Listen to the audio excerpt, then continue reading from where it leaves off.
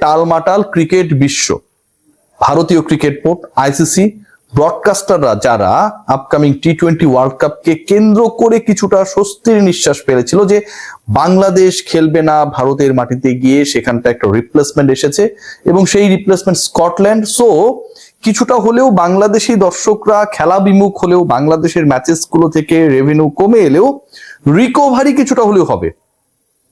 কিন্তু যেই রিকভারি কোনোভাবেই হবে না, কোনো দলকে দিয়েই হবে না, কোনো যুক্তি তর্ক বিনিয়োগে, এটা আসলে ব্রডকাস্টারদের ক্ষতি, আইসিসির রেপুটেশন, টিম ইন্ডিয়ার, মানে থাকে না যে যদি ওই ভারত পাকিস্তানের যুদ্ধ না থাকতো তাহলে হচ্ছে বলিউডের মুভি হইতো না, এরকম একটা আলোচনা রয়েছে।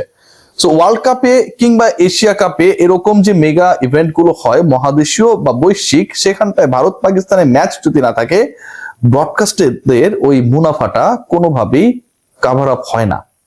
সেই ঘটনাই ঘটতে যাচ্ছে। 15 তারিখে ইন্ডিয়া পাকিস্তানের সম্ভাব্য যে ম্যাচের কথা ছিল, অনুষ্ঠিত হবার কথা ছিল, সেই ম্যাচটা অনুষ্ঠিত হচ্ছে না। পাকিস্তান বিশ্বকাপে ভারতের বিপক্ষে ম্যাচ বয়কট করেছে। একটু আপনাদেরকে জানিয়ে দিতে চাই, কুল অ্যান্টিপারস্পিরেন্ট ডিওডোরেন্ট স্টিক আপনার ঘামকে কন্ট্রোল করবে, 24 আওয়ার্স পর্যন্ত আন্ডার আর্ম ঘাম মুক্ত রাখবে এবং কাপড়ে কোনো দাগ হতে দেবে না। যদিও বিশ্বকাপের গায়ে মোটামুটি দাগটা পড়েই গেছে, পাকিস্তানের এই ভারতের বিপক্ষে ম্যাচ বয়কটের মাধ্যমে আরো কয়েকটা ঘটনা দারুণভাবে সামনে এসেছে। প্রথম কথা যেটা, ব্রডকাস্টারদের ক্ষতি। এই ইন্ডিয়া পাকিস্তান ম্যাচ যেভাবেই হোক অনুষ্ঠিত হতে হবে, যতবার পসিবল সেটা করাতে হবে। আইসিসির টার্গেটই থাকে, সেটা যেই ফরম্যাটেরই বৈশ্বিক ইভেন্ট হোক না কেন সেটাই। একই গ্রুপে রাখা হয়েছে দুই দলকে, তাদের গ্রুপ মেট হিসেবে যারা রয়েছে প্রত্যেকটাই চাম্পু দল, মানে কোনোভাবে ইন্ডিয়া পাকিস্তান যেন মিস না হয় to go through the next round. আবার একই সাথে এর থেকেও গুরুত্বপূর্ণ ব্যাপার যেটা, পরের রাউন্ডেও যখন খেলা হবে সেখানটাও যেহেতু তারা পরের রাউন্ডে চলেই যাবে, অবভিয়াসলি দুই দল মুখোমুখি হবে। যতবার খেলা হবে এই দুই দলের এবং ব্রডকাস্টাররা যতবার ব্রডকাস্ট করবে এই দুই দলের খেলা, তত বেশি মুনাফা। আইসিসির টেলিকাস্টিং রাইট বিক্রিতে তত বেশি ইতিবাচক সারা। সো ওই জায়গাটা একদমই আমার কাছে মনে হয় যে প্রথমবারের মতো বন্ধ হয়ে গেল। এই যে ইন্ডিয়া পাকিস্তান ম্যাচ, যেটা ভারত, যারা তাদের দেশ, তাদের স্বাধীনতা, তাদের ভূমি, এগুলো নিয়ে এত বড় বড় কথা বলে, তারা এই বিশ্বকাপের আয়োজক এবং তারা বাধ্য হয়েছে শ্রীলঙ্কার মাটিতে গিয়ে পাকিস্তানের সাথে ম্যাচটা হবে সেই রকম একটা পরিকল্পনা করতে ওয়ার্ল্ড কাপটা হয়েছে হাইব্রিড মডেলে। কারণ পাকিস্তান ভারতে যেতে রাজি না, তারপরও ভারত রাজি হয়েছে যে ঠিক আছে আমরা খেলবো পাকিস্তানের সাথে, সেটা আমার দেশে না হইলেও খেলবো। কেন? যেই পাকিস্তানের সাথে এত বিদ্বেষ, যেই পাকিস্তানকে তারা পছন্দ করে না, যেই পাকিস্তানের সাথে রাজনৈতিক সংকট, কূটনৈতিক সংকট, সামরিক সংকট, সেই পাকিস্তানের বিপক্ষে কিন্তু ইন্ডিয়া খেলার সময় নিজের দেশে খেলতে না পারলেও অন্য দেশে গিয়ে খেলতে রাজি। কারণ হচ্ছে ওই প্রফিট, ওই আইসিসির কন্ট্রোলটা ভারতের কাছে, বিসিসি এর কাছে। এখন ভারত শ্রীলঙ্কায় যাবে ঠিকই, বা যাওয়ার যে শিডিউলটা রয়েছে সেটা পালন করতে পারবে না ঠিকই, কিন্তু খেলাটা পাকিস্তানের বিপক্ষে আর অনুষ্ঠিত হওয়া সম্ভব না। ওয়ার্ল্ড কাপ হাইব্রিড মডেলে করার অন্যতম কারণটাই হচ্ছে যে ভারতের মাটিতে পাকিস্তান যাবে না, ভারতের বিপক্ষে ভারতের মাটিতে পাকিস্তান খেলবে না। যেই মডেলে হাইব্রিড মডেলে ওয়ার্ল্ড কাপ হচ্ছে, সেই মডেলে ইন্টারেস্টিং পার্ট যেটা, যে ভারতের মাটিতে যেই পাকিস্তান যেতে চায় না, সেই পাকিস্তান ভারতের বিপক্ষে শ্রীলঙ্কার মাটিতেও খেলবে না। ভয়াবহ না? এরকম লজ্জা, এরকম চর ইন্ডিয়ার গালে দেয়ার সামর্থ্য একমাত্র পাকিস্তানি রাখে এবং সেটা তারা দিয়েছে।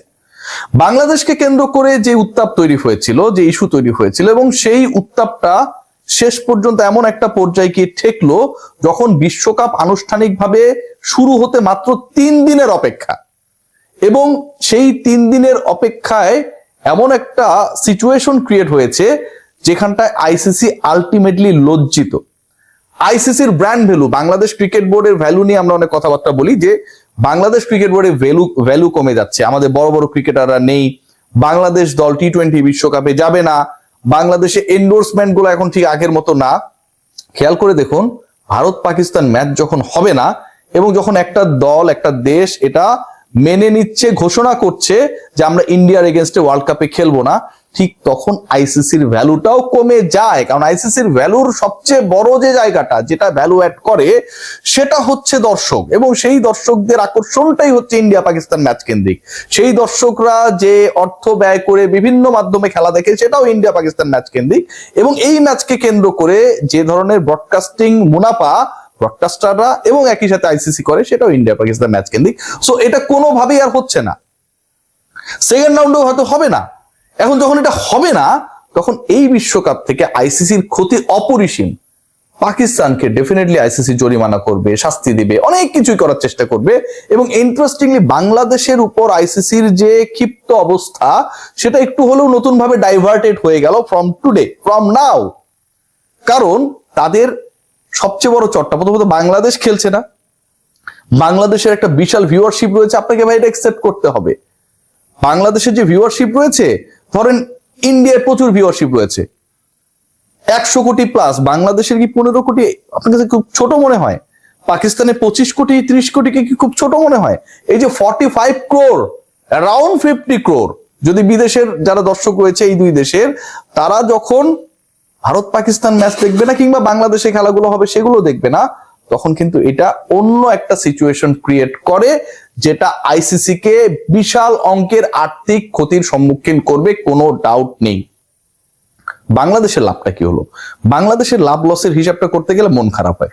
বাংলাদেশ বিশ্বকাপ খেলার যোগ্যতা অর্জন করেই তো বিশ্বকাপে গিয়েছিল, সেই বাংলাদেশ বিশ্বকাপ খেলতে পারলো না। সেই বাংলাদেশের মানুষ হয়তো এখন হ্যাপি হচ্ছে যে ঠিক আছে আমরা খেলতে পারছি না, ভারতের বিপক্ষে পাকিস্তান ম্যাচ বয়কট করলো। But end of the day বাংলাদেশকে কেন্দ্র করে যে ঘটনা প্রবাহ ঘটেছে সেটার রেশ কত দূর গেছে একটু ভেবে দেখুন। সেই রেশে ইন্ডিয়া পাকিস্তান ম্যাচ হচ্ছে না, সেই রেশে আইসিসি ক্ষতির মুখে, সেই রেশে ব্রডকাস্টাররা ক্ষতির মুখে, সেই রেশে পুরো ওয়ার্ল্ড কাপকে কেন্দ্র করে যে হাইপার ইস্যুটা থাকে যে ইন্ডিয়া পাকিস্তানের ম্যাচ মেগা ব্যাটেল, এবং যেই ব্যাটেলটার জন্য ইন্ডিয়া পাকিস্তান ব্যাটেলের জন্য একটা নোম্যান্স ল্যান্ড টাইপের জায়গা শ্রীলঙ্কাকে চুজ করা হয়েছে, সেখানটাতেও যখন পাকিস্তান ভারতের বিপক্ষে খেলতে রাজি হয় না, এটা ভারতকে এক কথায় অপমান করা, আইসিসি কে অপমান করা, এবং একই সাথে তাদের টোটাল যে কমার্শিয়াল মডেল সেটাকে হুমকির মধ্যে ফেলে দেওয়া। এটার কোনো উত্তর নেই, এটার কোনো সমাধান নেই। বাংলাদেশকে সরিয়ে আপনি স্কটল্যান্ডকে ঢুকিয়েছেন, আপনি এখন কি করবেন? ওই যে 15 তারিখের ডেডলাইন, সেই ডেডলাইনে ওই পার্টিকুলার মাঠে ওই ফিল্ডে খেয়াল করে দেখবেন সবকিছুই রেডি থাকবে, কিন্তু পাকিস্তান সেখানটায় নাই। শ্রীলঙ্কায় অবস্থান করেও পাকিস্তান পার্টিকুলার ম্যাচটাতে ভারতের বিপক্ষে খেলার জন্য ওই মাঠে যাবে না, তারা তো শ্রীলঙ্কাতেই ম্যাচগুলো খেলবে, শ্রীলঙ্কাতেই অবস্থান করবে, কিন্তু শ্রীলঙ্কাতে অবস্থানকারী পাকিস্তান দল ভারতের বিপক্ষে খেলার জন্য পার্টিকুলার ওই মাঠে যাবে না, খেলতে যাবে না। এর থেকে বড় চর থাপ্পড় দাদা ভারতীয়দের গালে আসলে কেউ কি দিতে পেরেছিল?